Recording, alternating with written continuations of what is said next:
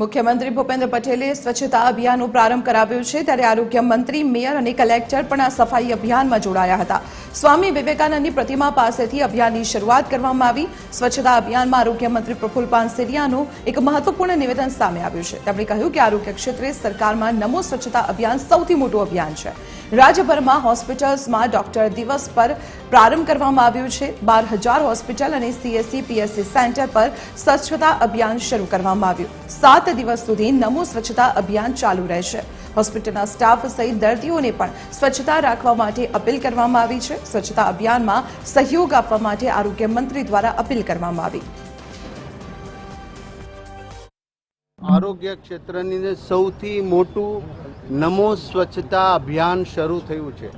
આ અભિયાન માત્ર 7 દિવસ નહીં, પછી જે ક્લીન હશે, પછી જે સ્વચ્છ હશે એને કાયમિક રીતે સ્વચ્છતા રાખવા માટેનું આજે આદરણીય મુખ્યમંત્રી ભૂપેન્દ્રભાઈ પટેલ સાહેબે જે મંત્ર આપ્યો, નમો સ્વચ્છતા અભિયાન, એ અમલીકરણ થઈ રહ્યું છે। આપણે આશા રાખીએ છીએ કે માત્ર હોસ્પિટલના કર્મચારી અને સફાઈ કર્મચારી સ્વચ્છતા રાખે એવું નહીં, પરંતુ પ્રત્યેક વ્યક્તિ આ સ્વચ્છતાનું અમલીકરણ કરે અને આવી હોસ્પિટલો, જે આપણી હોસ્પિટલો છે, 7 દિવસની અંદર દરેક ખૂણે ખૂણો સ્વચ્છ, દરેક ઇલેક્ટ્રિસિટી એકદમ ક્લીન ચાલતી હોય, બધા જ પંખાથી લઈને કુલર, બધી જ બાબતો આ સ્વચ્છતા અભિયાનમાં ધ્યાન આપવામાં આવ્યું છે।